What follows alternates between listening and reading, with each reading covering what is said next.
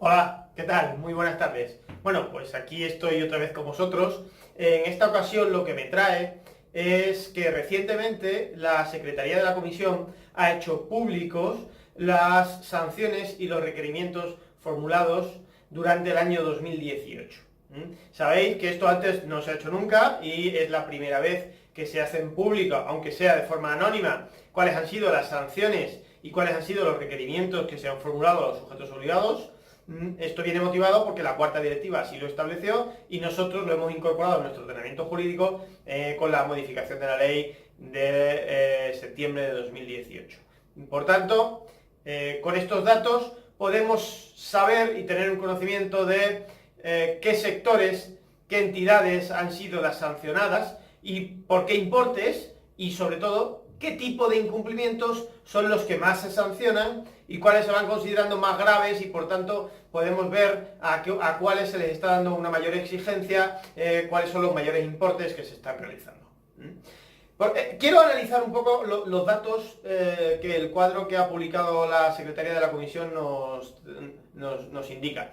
Sin embargo, antes quiero hacer un pequeño matiz, porque casi siempre, y además incluso yo mismo muchas veces lo hago, cuando hablamos de las sanciones, de que me van a sancionar, ¿por cuánto sancionan? Siempre decimos, ¿y esto del SEPLAC por cuánto sancionan? Oye, va a venir el SEPLAC y me va a sancionar. Siempre, es algo muy generalizado.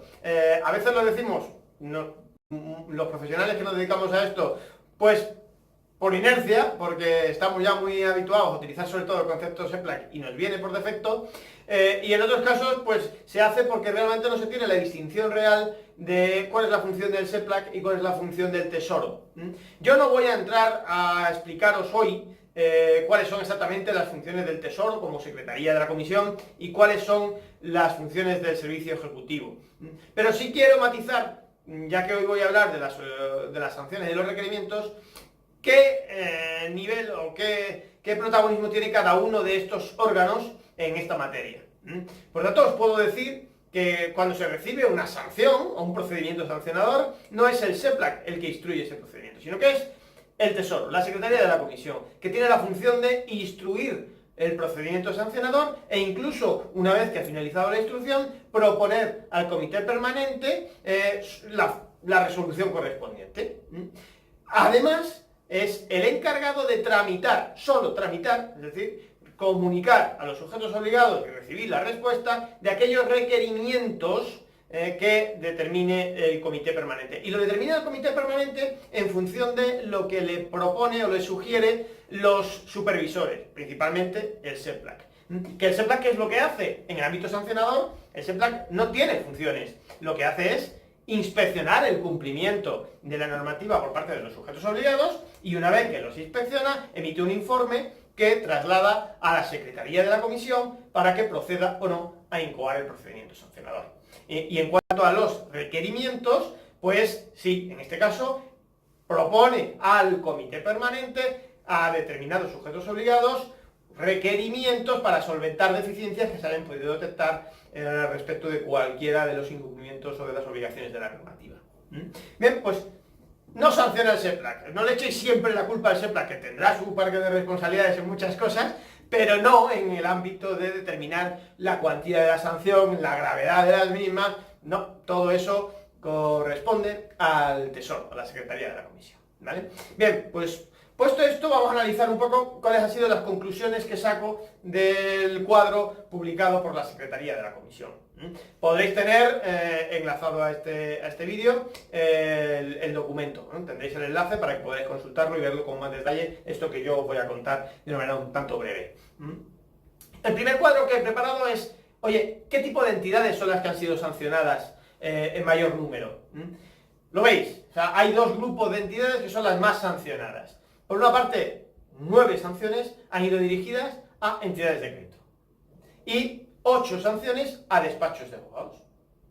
Con lo cual son los dos grupos de entidades con más sanciones. Sin embargo, como veis, la diferencia en los importes medios de las sanciones pues, es muy grande. Es decir, a las entidades de crédito se les sanciona por importe medio cercano al 1,5 millones de euros, por incumplimiento, sin embargo, a los despachos de abogados el importe medio son 63.000 euros. Sabéis que en el rango de las infracciones graves, que todas han sido graves, han sido 28 sanciones, todas graves, excepto una leve por 10.000 euros. Pero todas ellas graves. Y todas ellas siempre por el rango bajo de las sanciones. Las infracciones graves siempre empiezan a partir de 60.000 euros para arriba. Bueno, pues excepto a las entidades de crédito y a una entidad de pago, a los despachos de abogados, a las inmobiliarias, a las entidades de servicios de inversión, a las entidades de cambio, y pues se les ha puesto siempre por el rango bajo, fuera cual fuese la infracción cometida. Sin embargo, las entidades de crédito y la entidad de pago, veis que el importe medio es 1,5 millones o 550.000 a la entidad de pago correspondiente. Por tanto, ya sabéis, o sea, ahora mismo se está siendo generoso, lo digo entre comillas, en cuanto a los incumplimientos graves que puedan cometer los sujetos obligados no financieros, principalmente, y los, no financieros, y en los financieros, pues es un poco más exigente, sobre todo porque además muchas de las obligaciones incumplidas por estos sujetos obligados, pues son más graves. Porque ¿qué tipo de incumplimientos han sido? Mirad, en este otro cuadro os expongo qué infracciones, qué incumplimientos de la ley han producido esas sanciones. Y aquí no lo he ordenado en función del número, sino que lo he ordenado en función del importe medio, para que veáis dónde está el incumplimiento más gravoso desde el punto de vista económico. Todas ellas, las 28 sanciones han sido privadas, y todas privadas, todas graves, excepto una leve. ¿Veis? Bueno, antes de detallarlos, sabéis que la normativa de prevención del blanqueo de capitales tiene 3 grandes grupos de obligaciones para los sujetos obligados. La primera, y para mi opinión, la más importante de todas, en cuanto a la prevención del blanqueo de capitales, está la de medidas de diligencia debida. La segunda, el segundo grupo, son las medidas de información, las obligaciones de información, la de análisis y comunicación de operativas. Y por último, la tercera, las medidas de control interno. Bien, pues en estos 3 grandes grupos, como veis en el cuadro, las sanciones más onerosas sobre todo se fijan en las 2 primeras obligaciones, es decir, incumplimientos del deber de las medidas de diligencia debida, la identificación del titular real. Bien, pues una infracción a una entidad de crédito por 4 millones de euros. Las obligaciones de comunicación por indicio, detección de operaciones sospechosas que no han sido comunicadas como sospechosas al SEPLAN. 2 sanciones, 2 entidades de crédito con un importe medio de prácticamente 2 millones de euros. Y aquí tenemos, en tercer lugar, me gusta resaltarlo, un incumplimiento de una obligación que ya no está relacionada con las medidas de diligencia debida o con las obligaciones de información, sino que está relacionada con las medidas de control interno, que son las normalmente sancionadas con menor importe. Si bajáis a la parte de abajo y veis las sanciones más numerosas en número, pero menos gravosas en cuanto a importe, veréis que son todas de control interno, OCI representante, o examen de experto externo, procedimientos adecuados. Sin embargo, aquí arriba hay una que es no dotar al órgano de control de recursos suficientes. Es decir, no hay recursos, no se han dotado los recursos adecuados en función del nivel de riesgo, en función del tamaño, en función de la actividad del sujeto obligado, y por tanto debe ser grave el incumplimiento cuando se sanciona con 1,5 millones de euros. Entidad de crédito otra vez. Entonces, como veis, después hay 2 sanciones de 1 millón de euros, también por medidas de diligencia debida, otra por comunicación, bueno, por el propósito e índole de relación de negocios, también medidas de diligencia debida, y examen y comunicación, obligaciones de información para la entidad de pago. Las demás, las entidades no financieras, han sido sobre todo sancionadas por el tema de medidas de control interno, pero por el rango de 60.000 euros. La que veis ahí, que han habido 3 de procedimientos adecuados, esta media es la engañosa. Todas las demás medias son bastante cercanas a la realidad, sin embargo esta media es engañosa. Esa media, que son 3 sanciones, 2 de ellas han sido entidades no financieras por 60.000 euros y una de ellas ha sido una entidad de crédito por 1 millón de euros. ¿Vale? Las medias salen 373.000, pero como veis está distorsionada. 2 entidades no financieras, 60.000 euros, y una entidad no financiera de crédito por 1 millón de euros. Como veis, El cumplimiento de la normativa es importantísimo. Este nivel de sanciones, si bien parece un poco más alto de la media que hemos estado viendo en los últimos años, pues dista mucho de ponernos en un nivel más o menos parejo a lo que se está produciendo últimamente, los incrementos en las sanciones por la preocupación mundial y europea en este ámbito. Recientemente hemos visto en Europa sanciones de 700 millones de euros, cuando en Estados Unidos es normal encontrarse con sanciones millonarias por el incumplimiento de esta normativa.